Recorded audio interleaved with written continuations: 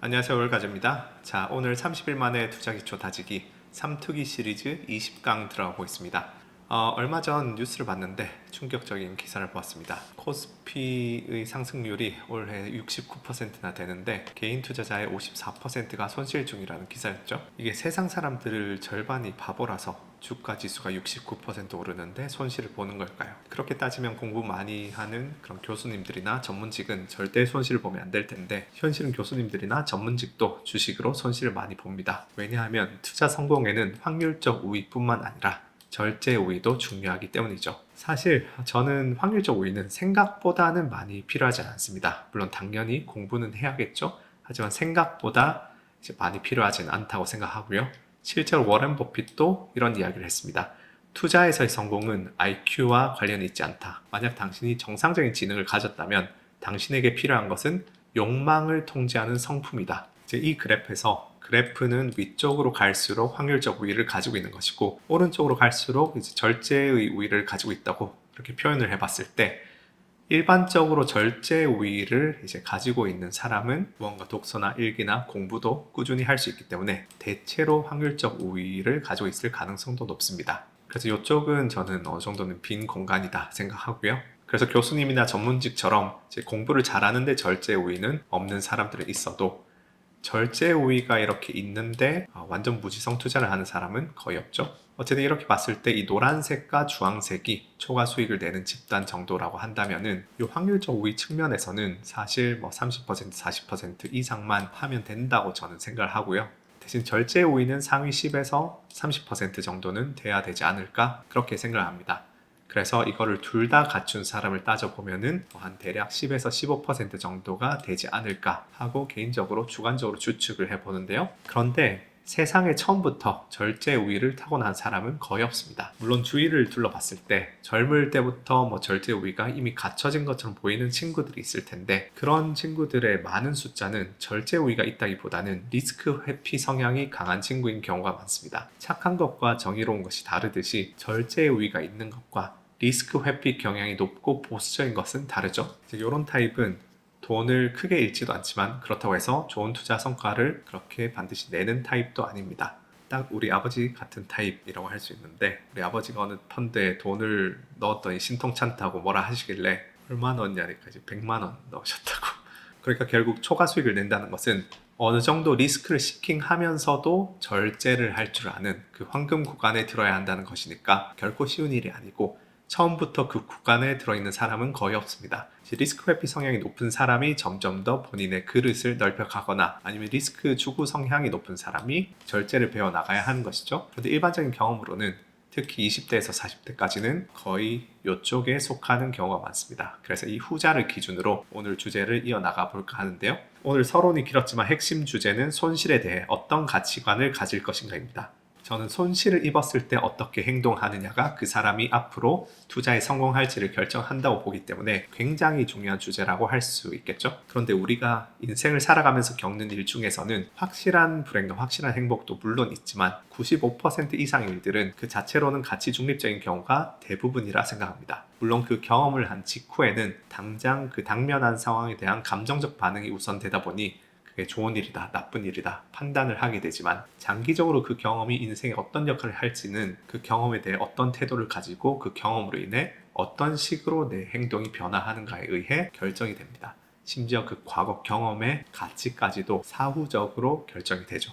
예를 들어서 저희 그 건너서 아는 지인은 코인으로 사람들 입에 오르내릴 만큼 부자가 되었습니다. 아마 주위 사람들은 그를 부러워하면서 그런 좋은 일이 자신에게도 일어났으면 생각했을 것인데요. 근데 안타깝게도 그분은 몇 년도 안 돼서 스스로 생을 마감했습니다. 마찬가지로 코인 때문이었습니다.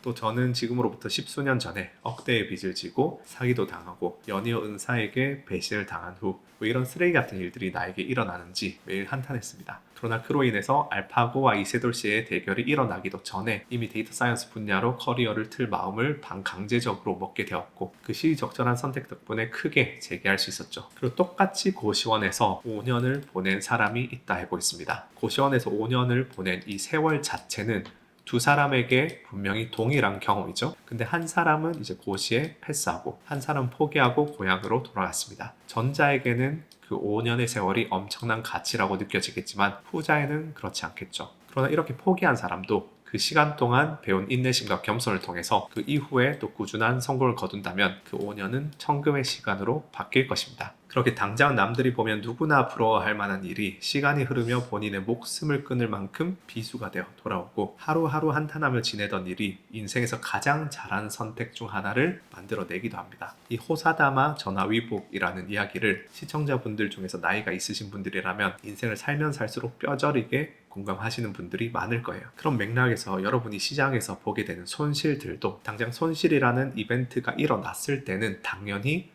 부정적인 감정 반응을 불러일으키지만 그게 진정으로 나쁜 일인지 좋은 일인지는 그 손실을 어떻게 받아들이고 어떻게 활용할지에 달려 있습니다. 그 손실을 걸음삼아 제대로 된 투자 공부를 하고 마음 수양을 하는 기회로 삼는다면 인생을 전환하는 커다란 디딤돌이 될 것이고 그 손실에 휘둘려서 술과 같은 자극을 찾고 더 큰 레버리지에 몰두한다면 그 손실은 두고두고 후회로 남을 시간의 시작점이 될 수도 있겠죠. 그런데 제가 여기서 전하고 싶은 핵심 포인트는 모든 부정적 감정은 엄청난 에너지원이라는 사실입니다.